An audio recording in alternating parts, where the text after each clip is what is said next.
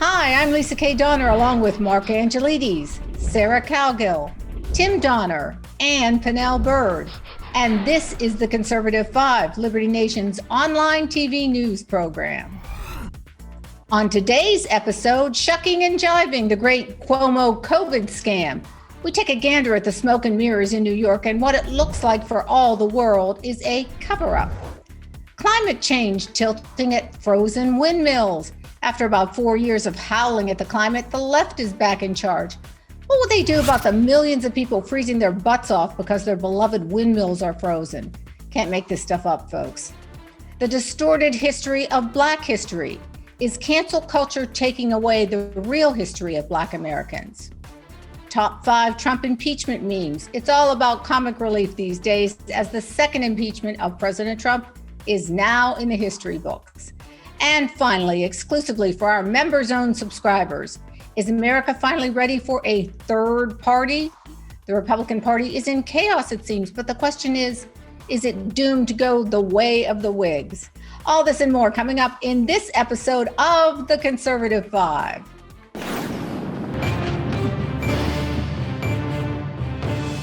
Governor Cuomo had little time to wallow in his recent Emmy Award before the COVID house of cards came a-tumbling down. Initially praised as a modern-day messiah for handling New York's great pandemic, now the Gov appears to be shucking and jiving about the number of people who actually died of COVID under his watch. New York lawmakers on both sides of the aisle are calling for Cuomo's head on a platter. Liberty Nation's Jeff Charles recently wrote a piece about COVID deaths being underreported by 50% in New York. If true, that's a heck of a lot of people. Such as it is, the Cuomo administration is backpedaling, pointing fingers, and basically looking for all the world like an old-fashioned cover-up is underway. Mark, you've been watching the circus in New York. What gives? Well, in terms of who might be to blame for the underreporting, Governor Cuomo has been, I don't know, he's been pointing the finger everywhere like a man-child lost in a kindergarten. He's blamed the nursing staff. He's blamed the nursing home visitors, New York Post, the CDC, of course, a lot of people are blaming them. And of course, Donald Trump has also been to blame. Everybody but Cuomo, and it's unmanly, it's unseemly, and it's beneath the office of the governor of New York, in my opinion. I got to go straight to Pennell because Pennell has done so many articles on COVID. He's retching. So do tell us, what's your take on the good governor in the Big Apple? Well, all that excuse making, Lisa, really reminds me of Hillary Clinton after the 2016 election. She blamed everybody and the kitchen sink for her loss. So I think Cuomo's taken a page from her book. Look, I would say I call him Governor Death, and I mean, the guy said, who cares if they died in a hospital, died in a nursing home, they died, which reminded me of Clinton's statement at the Benghazi hearings when she said, what difference at this point does it make, when she was referring to the death of our soldiers and our diplomats. So in both cases, really unforgivably callous. But I just want to remind everybody that Cuomo spent the latter half of last year, I think, sort of running interference or running offense, really, because I think he knew something was rotten in Denmark. He knew that there was something damning that he needed to obscure. So, of course, you know, he published a book about how great he was. He had a chart and a graph about how fantastic a job he was doing. He got an Emmy. He went on CNN repeatedly and did these jokey segments about his love life with his little brother. And I think it was all in an effort. It was just a giant gaslight, really, a shell game, in effect, to say, look over here, don't look at the egregious lapse in judgment that caused the death of 15,000 elderly New Yorkers. So I think it was a brilliant effort on his part, but everybody's paying attention now, people from his own party, to their credit.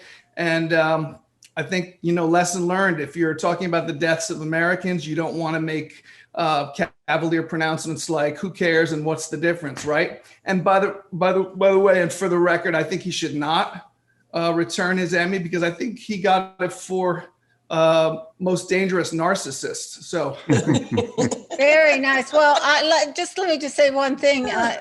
Was his graph sort of looking like the hockey stick? you mean like the famous climate change graph? Yeah. Yes, the hockey stick. All right. I'm most thrilled about his love life with his brother that you mentioned there, Pinnell. Is that a Liberty Nation exclusive that we? I think huge factor to that. There's it's ewy. All right, Sarah, go. Oh, I'm just kind of psyched that after it's all said and done, he's getting his ass kicked by his own people, and no, he should be tarred and feathered, run out of town, and dropped into some obscure hole somewhere and let somebody else take over. Yeah, he's got to go. Put him in a nursing home. Yeah, maybe. Oh my gosh. I'm just struck by how urgent it is for Governor Cuomo to look out Pinnell's way to California, where a governor is in danger of being recalled. It happened at Gray Davis in 2003, almost 20 years ago. And now Gavin Newsom is in deep doo-doo, so to speak, out on the left coast. And on the East Coast, let's just put it this way. When people from your own party start to carp, especially in this political environment where everything is so tribal and the media and other members of the left don't want to say anything bad about anybody on their side, when those people start abandoning you, you've got real trouble. I don't know what the recall rules are in New York, but I would suggest that the governor's office start reviewing them, because I remember in the waning days of Richard Nixon, when you knew it was all over was when Howard Baker, senator from his own party, went to the White House and said, Mr. President, it's all over. You've lost the support of your own party. And that's when Nixon had to resign. Will the same thing happen to Cuomo? We'll see. Just as a point of interest, I don't think they have the recall option in New York. I think that's not actually part of their charter. No, they don't. I don't think Tim was saying they had the recall, that maybe they... Well, I would suggest that Governor Cuomo should be greatly relieved that they don't. Yeah. Sarah.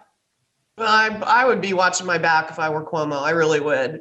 He doesn't have a friend in the state at all. And the other point of clarification I need is from Tim.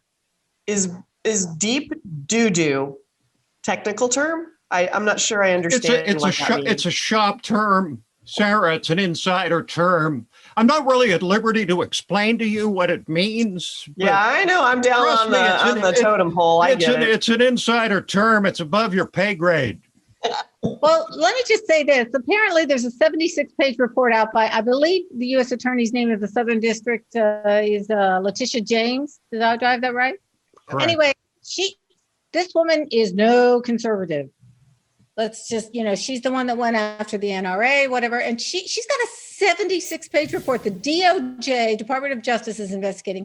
I mean, we're laughing, but Mr. Cuomo be in a lot of hot water.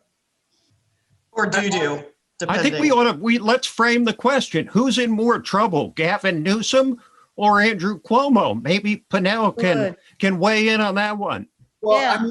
I think it's incredible how the mighty have fallen. I mean, Gavin Newsom and Cuomo have both been two front runners for a future White House bid, and within months they've both been caught on fire with these scandals. In Newsom's case, it's the handling of COVID and the fact that he's been flouting his own laws. And it's just stunning to see these two sort of icons of the left sort of throw gasoline on themselves and set it afire. I really don't know what to make of it, but it's a pleasure to watch. I'll say that.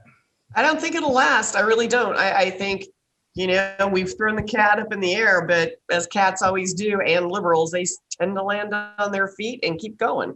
You think he's going to skinny his way out of this, Sarah? I think he's going to skinny his way out of it. I think, if the media they'll run a little bit of coverage on it, but I think in the long run they'll think that's going to damage the liberal agenda, and they'll back off. The media isn't taking him down. I don't think anybody's going to take him down. Let's not forget something. In 2020, for a while, when he was riding a tide of great popularity, Andrew Cuomo was mentioned as a guy that could possibly be drafted to run for president because Joe Biden was considered so weak that in some circles they were saying, what do you think? Cuomo's getting a lot of good press in New York. The one thing you can be certain about, I don't know whether he can be forced to resign. That's very doubtful, but he's never going to run for president. Never, any kind of national aspirations that Andrew Cuomo had are over. Have you met Joe Biden? Have you met Donald Trump? I think, come on, everybody. There's so much ability to overcome these little bumps in the road. This is not a bump in the road. This is not a bump in the road. We're talking about hundreds of people dying. Just take the relatives. How about just the relatives of the people who died in those nursing homes? Just the force of those people alone would never allow him to run for national office. I don't think he could run for re-election another time in New York and win either. But why no class action suit from all those people? I haven't heard one word about anybody suing the governor or there's 15,000 elderly New Yorkers. Why the silence? I think there should be some outrage. I'm inclined to agree with Sarah. I think like they're doing down in Texas right now, those two governors may skate. Mark, it all depends on, I was just thinking Governor Cuomo's fate ultimately depends on where the Democratic Party sees Letitia James going in the future. If they want her for a higher up position, if they want to run for national office or take on a serious role within the DNC, then this is her passport towards that. So she could be the person who cleaned out the Democratic Party of its people covered in doo-doo, Tim. And so it all depends. If they want her to run for a higher office, if they want her for on a national platform, then ousting Cuomo is her passport to that. So it all depends on her value to the party. I'm going to stand firm on this. That would require the Democratic Party to actually admit that they backed this idiot. So they're not going to ever admit they have made a critical mistake. We have got a man in the Oval Office that is up 5 hours a day, probably gets lost in the West Wing, and who knows what his problems are. But he appears to be in serious cognitive decline. So are you saying he's the best choice? Come on. Are you saying that Joe Biden is awake for the same number of hours that Donald Trump was asleep? 5, 4, 5? Is that what you're saying? Maybe. I might be saying that, just Jim. for clarification. But, I'm kind of, it's not my pay grade to say that, but you could. Speaking of sleep, it's funny that some of the world's great leaders, they all had issues with sleep. Margaret Thatcher was 4 hours a night. Winston Churchill was 3 to 5 hours at best. Donald Trump, reportedly 4 to 5 hours tops. And this goes across the globe in terms of the amount of hours of sleep. So if we create that scale from legacy greatness, 3, 4, 5 hours of sleep, through to Joe Biden, 3, 4, 5 hours awake, I think we can see where the legacy is going to end up. And I can see where you're going with this. Well, guys, we are plumb out of time, but Pennell mentioned that Cuomo was running for the Narcissism Award, but I think he's going to get some serious competition from Gavin Newsom. I think you're right. Who's got better hair? Hard to say. I'm going to vote Newsom on that one. All right, stay tuned for more on the COVID soap opera from the Big Apple.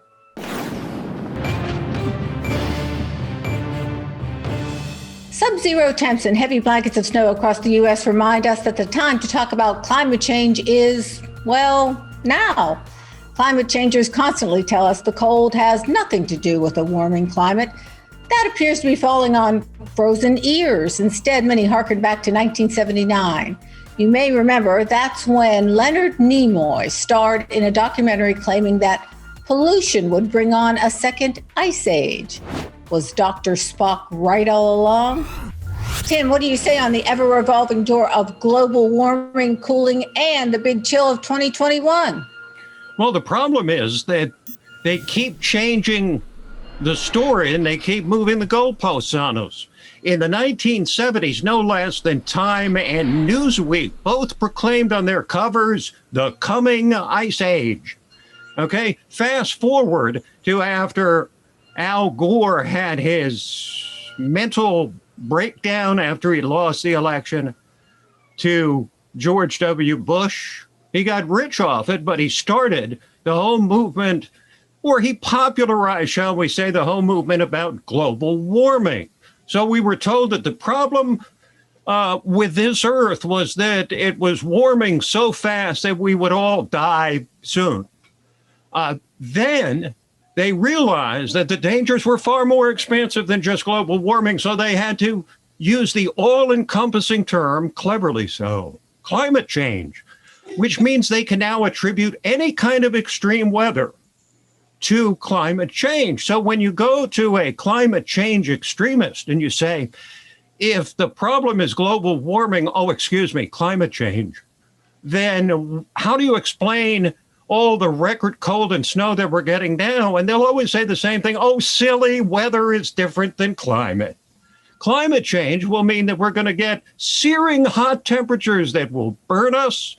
We're going to get freezing cold temperatures that will freeze us. We're going to get floods, and we're going to get droughts, all of it. So the only thing it all has in common is that we should be afraid, very afraid every day of our lives. All right, who else on the panel is terrified? No one. There you go. I mean, it's freaking cold where I'm at. I've got snow everywhere. I've got frozen pipes. It's and it'll be a nice spring and a nice summer. It's what happens. It's been doing this for millions of years. I don't think anything we do is going to speed it up or slow it down in the great scheme of things. It's what we used to call weather. Sarah, are you guys on windmill power there? Oh, no. We're firm believers that fossil fuels will keep us afloat. We do have a lot of wind farms, but the windmills are frozen. They're not moving. There is no electricity pumping through the windmills. There's no movement. Windmills frozen. Windmills are frozen. So you're not going to be able to go to, a clean energy if the windmills freeze. They're froze. Now, we know you're not freezing, but I know you also want to weigh in. Look, I think, Sarah's referencing the frozen windmills. I think that's the issue they're having in Texas, partly because they bought into green efforts to generate energy. So they may need to take another look at that. I just want to say that the left brooks no disagreement in general. We're seeing that with the increased amounts of censorship. But the climate change argument is like the OG, the original gangsta censorship. You've never been allowed to, it's orthodoxy. And if you gainsay that orthodoxy, then you're a heretic. And you know what they used to do to heretics? It involved a lit match. And I just am nervous about anyone who says the science is settled. I remember Hillary Clinton saying it about vaccines. And the issue with science is, it's ever evolving. You can arrive at consensus over a period of time, but to say science is settled misunderstands science altogether. And honestly, if we believe that, then we'd still be living on a flat Earth with the sun revolving around us. So, I think the problem, as Tim pointed out very, very sagely, is this moving of the goalposts doesn't lend itself to confidence and the idea of climate change. It really breeds this sort of suspicion about it. And I think, anytime you have to rebrand your movement, sort of like Banana Republic and Target did back in the day, from global warming to climate change, then you have a problem on your hands. So I think we need honest debate. We're not going to get it because there's no real honest debate anymore. It's just shutting down dissenting views, and I don't think that's good for us. I'm willing to take a good look at climate change, but we need to be able to speak openly about it, and that feels impossible right now. Let me ask you this, Mark. What's happening in the UK? And then we'll go to you, Tim. It's cold, but that's the UK. It's always cold. It's snowing, but that's the UK. It's often snowing this time of year. Again, as Tim says, it's cold weather.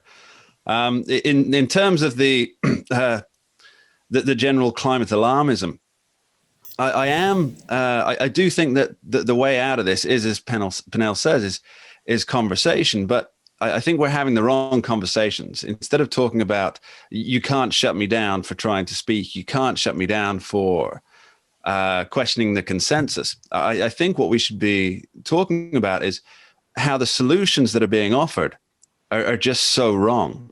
So we've seen it in Texas. We've had the windmills are frozen. So the response from the left here in the media is that, well, they should have paid extra for the winter casings for the XYZ. So, but if you look across the world, you've got the solar panels in Germany. They're covered in snow. This doesn't work. What we're actually doing, the problem here being, is that we're using 30-year-old solutions that were thought up by the original Greenpeacers, who said what we need wind, we need solar. And these guys, they got behind the movements and they got the money coming in, but they're wedded to the same ideas. These are 30 or 40-year-old solutions to problems. The way out of this is to say, let's assume that, just for a moment, let's assume that what the climate alarmists are saying is even remotely true. These old solutions aren't going to fix that. As we've seen, we have demonstrable proof that these things do not work, especially as weather conditions continue to get more extreme, as they're saying they are. So the point is, what we need is a free market approach to looking at this. We need to open up debate. We need to open up conversation. Nothing should be verboten. Nothing should be off the table. Nothing should be censored or pushed away because it doesn't agree with the consensus. Let the free markets reign, and free markets will come up with a solution, which is sadly my answer to just about everything. I would like to add one more thing about the climate change people and the windmills. Windmills, once they're done, and they have a shelf life of like 20 years. And then you know what they do with them? They bury them in the landfills. They don't degrade. They are there for freaking ever. Now, how is that helping the earth? How?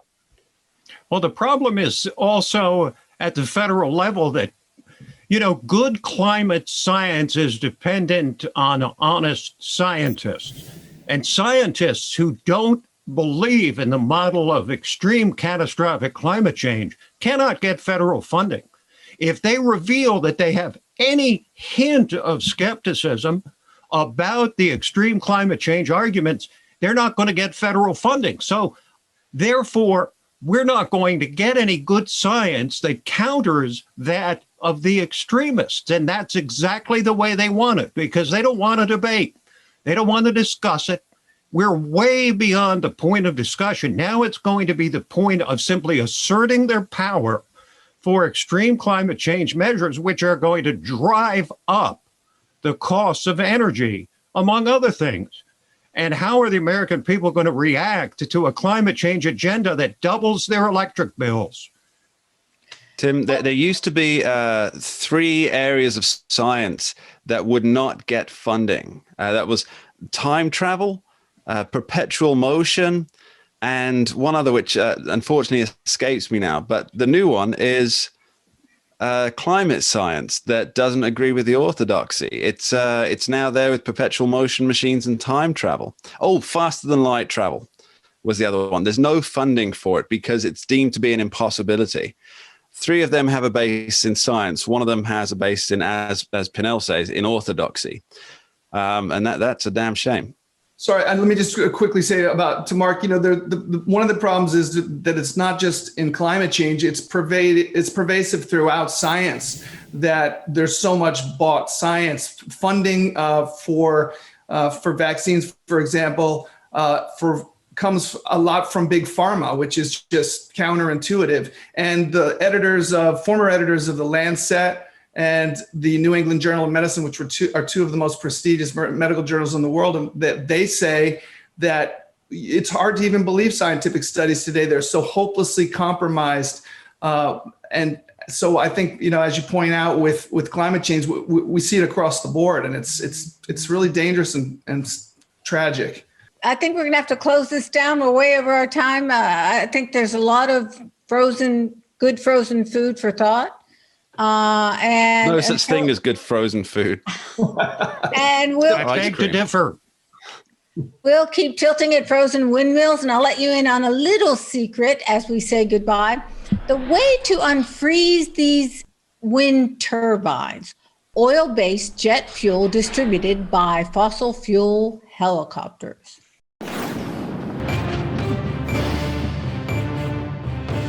We're smack dab in the middle of Black History Month, yet some important and notable Black folks and abolitionists are notoriously absent from the many commercials and ads that tell the story of so many. Black History Month was first started as a week-long celebration by Carter G. Woodson back in 1926. His goal was to celebrate Abraham Lincoln and Frederick Douglass. Fast forward nearly a century, and social justice warriors routinely exclude Black conservatives like Supreme Court Justice Clarence Thomas and former Secretary of State Condoleezza Rice from their quotable notable list.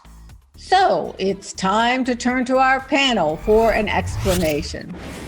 Speaking of the cancel culture, let's go to the belly of the beast, out on the left coast.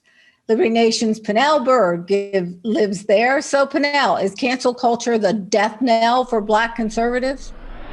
Well, Lisa, I would say first off that the way things are going, cancel culture will come for us all in the end, until it's just like God and Bill Gates having a chat in a white room. The devil pokes his head in. Oh, this guy, the computer guy, come on, man. Sorry, I'm not sure why the devil talks like Joe Biden, but you guys could probably figure that out. Okay, we're going to be banned for sure. I would say, look, you mentioned some great Black Americans, Clarence Thomas, and I think you mentioned Condoleezza Rice. Also, we could mention Tim Scott, Thomas Sowell, Shelby Steele, Carol Swain, even Larry Elder.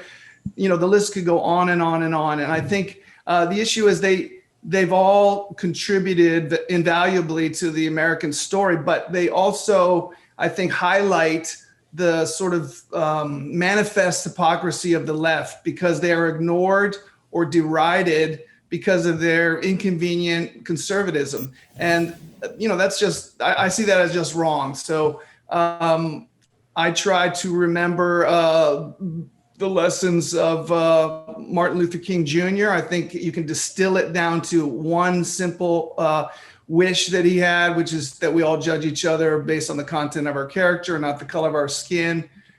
And I've decided lately, Lisa, that the doctors take the Hippocratic oath, and I think it's clear the progressive left takes what I will call the hypocritic oath. And I think I nailed that one. Very nice. You did. That was Bravo. nice. Okay. Round of applause. Yeah, I think they ought to, Lisa, I think they ought to take white people out from deciding what message we're supposed to get during Black History Month.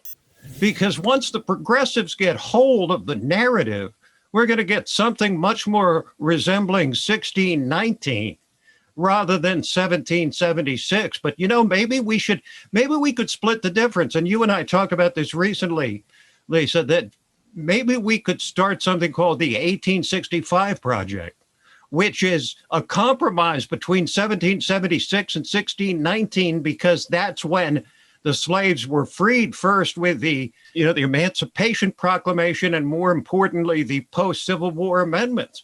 So maybe that's a point we can all come together on. I'm not saying we will, but there's something we could come together on, because one thing these racial justice warriors don't like to talk about is a civil war where hundreds of thousands of Americans were willing to shed blood for the sake of this supposedly white supremacist nation. They don't like to talk about that. And I think, the stories of Union soldiers, Black Union soldiers, is a powerful one that we ought to be hearing. I personally think that's one we ought to be hearing a lot about during Black History Month. I agree, Tim. And that was as beautifully rendered in the film Glory, which Denzel Washington won an Oscar for. It's an amazing film. I watched it recently. But you're right. They routinely ignore the sacrifices of Americans during the Civil War, and that's not right. And they never point out it was their Democratic successor to President Abraham Lincoln who rescinded that field order that gave a lot of Georgia and a lot of Florida to Black freed slaves. That was where that 40 acres and a mule thing came from. And man, that was rescinded lickety split by Andrew Jackson. So they don't ever talk about that. No, Andrew Jackson, Andrew Johnson. Johnson, sorry. That's okay. If Andrew Jackson, it'd be a $20 bill. I cannot recite every president. Well, you can't tell the Andrews without a scorecard, Sarah. All right, Mark. This is not in the UK. It's not Black History Month. I believe we have one, but I'm not sure when it is for my sins. Every month is Black History Month in the UK. We have Anne Boleyn, I believe, is about to be played by a very beautiful and talented young Black woman, which should be interesting. But there's a recent book came out last year, 2020. It was 100 Great Black Britons. And the most notable aspect of that book was that there was not a single person with conservative beliefs in it, not a single one. You missed out some real lions of the conservative thought simply because of what their political beliefs were. Whereas you did have in almost every racial justice campaigner, everybody who has the right political leanings. And it's a whitewashing of history. It's like Orwell's memory hole, where these great people who have contributed so much, not just to Black America and Black Britain, but to humanity, they're being erased from history because they happen to be on the opposite side of the dominant narrative. And that to me is, it makes a mockery of anything that calls itself History Month.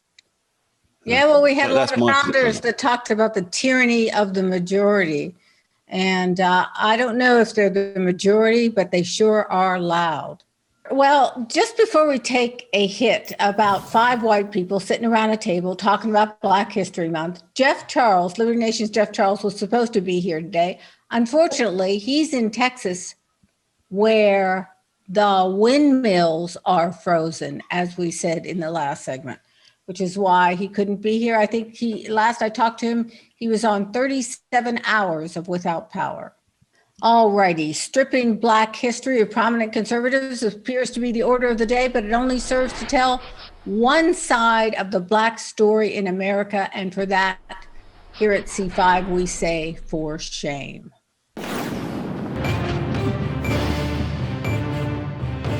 Here at Liberty Nation, we like to have a bit of fun between reporting and analyzing Joe Biden's predicted long, dark winter. And one of our best comic relief outlets, and we have several, is deciding who can come up with the best and timeliest meme. Recently, the second impeachment of President Trump provided a flurry of memes that are frankly too good to ignore. All righty. So let's begin with my better half, Mr. Donner. What crazy meme do you have for us this week? Well, my meme is one that shows how ridiculous this whole impeachment theater round 1 and 2 really were. Trump beating them twice in trials that weren't real trials, for impeachments that weren't real impeachments, with a judge who wasn't a real judge, using so-called evidence that wasn't really evidence, some of which was flagrantly falsified. But this meme is all about how, in the end, conviction was never the goal for the left. The goal was theater and the need, for whatever reason, to continue playing out their obsession with Donald Trump. What are they going to do now that he's gone? Impeachment round 3, anyone? All right. Well, Pernell, you're out in the Hollywood area. You must know a lot about movies. So what crazy meme do you have for us this week? Well, this is a great meme. It's obviously referencing Austin Powers series, which was a delight back in the before times, as I call them.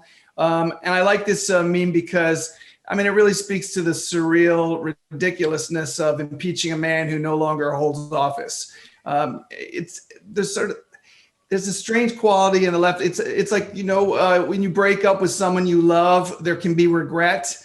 Even if it was your idea, even if that person was the love of your life. Well, with Donald Trump, he was the hate of the left's life. He was, and there's now like a hate vacuum that they have to fill with 75 million racists. But I really think the impeachment circus was really just one more dance at the hate prom with their beautiful dream date from hell, Donald John Trump, and they just needed to have that. It was like the last kind of booty call before you finally say goodbye. They couldn't let him go too quickly. Even if he's gone, he's already left Washington. He's down in Florida. Let's impeach him anyway. We hate the guy so much and with such fervor. All right, Sarah girl. Okay, well, my meme is all about how Trump is replacing the most interesting man in the world. Obviously, he has held the world's attention now for 4 years, and they've had to impeach him twice.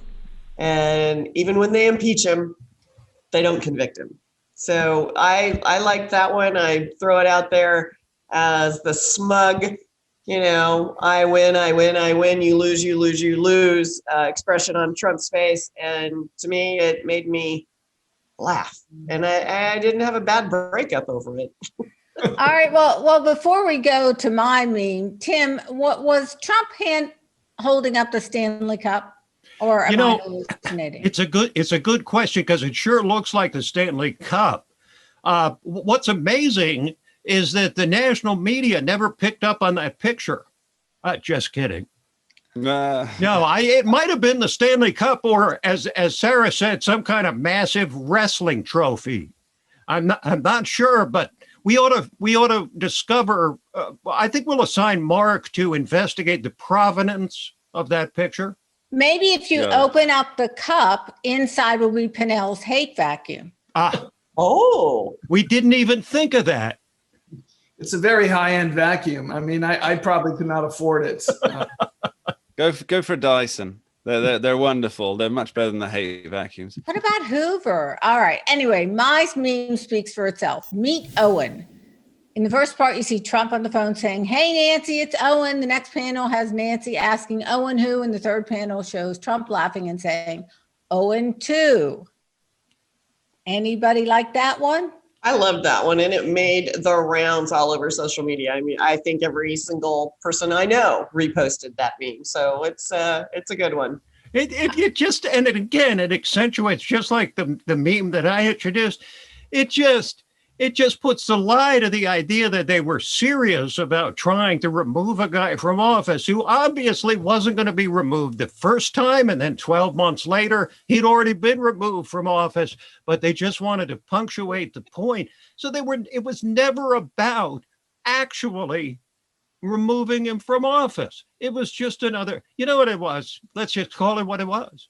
It was a show trial. If it was held in North Korea, it wouldn't be surprising. I mean, heck, come on. Patrick Leahy, a Trump-hating left-wing senator, serves as the judge? Please. Well, let's not bring too much meaning to memes here, Tim. You're taking the gas out of the room. So, all right, Marco. Okay, so mine, it is what it professes to be. 2 presumptions plus 2 presumptions equals 0 facts. For me, this one rang so true of the impeachment lawyers. And it was all about, we presume this. We presume that this person reacted to this. We presume that Donald Trump meant this in what he was saying, despite actually, I mean, of course, if you look at the actual words that Donald Trump said, peacefully and patriotically protest, it was all about the presumptions coming up with no real facts, except, of course, for the facts that were made up. I'm sure you all saw the tweets that they'd applied. Somebody who worked for Eric Swalwell, or Eric Swalwell himself, put a verification mark on top of a tweet. They changed the date on a tweet. They misinterpreted the word cavalry for Calvary. Sorry, back to front. And of course, the House impeachment manager is getting fact checked in real time by the people they're quoting on Twitter.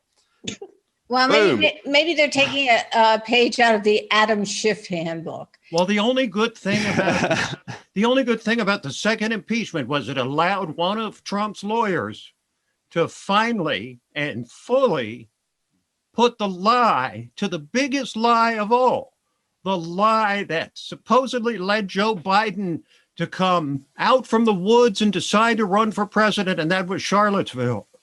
They were able to show that once again, I mean, the House manager showed only the part to show that Donald Trump is an unreconstructed white supremacist. They showed only the part where he said very fine people and so predictably cut it off right there. And Trump's lawyer continued on and showed the rest of it for whatever part of the world was watching to see that the whole basis of Donald Trump being a racist was based on a complete falsehood. Poor Joe Biden. He ran on that very thing. Well, now that he knows the truth, retire, maybe? Sure. He deserves a good retirement. He's worked hard. He's going to get one soon, Mark. He's already on it. Anyway. Kamala Harris leaving banana skins around the White House. This is a tough panel to tame. So who should be named the Memer of the Week? Let's spin through. Tim's, Penel's, Sarah's, mine, or Mark's. I vote LKD. I like Owen. Owen too. I'm backing that one too. I vote for yours as well. It's fantastic. It's the number one meme for this situation, in my opinion. Oh, nice. I know. I think Sarah's. I know better than because I love the attitude of it. I personally know better than to pick anyone except my wife's. So I'm going to go with that too. All right, drum roll, please. The winner this week is Mr. Owen 2. Thanks, guys. Let's hear from y'all next week in our kicker segment when we'll have, well, I don't know, but Sarah will come up with something fun.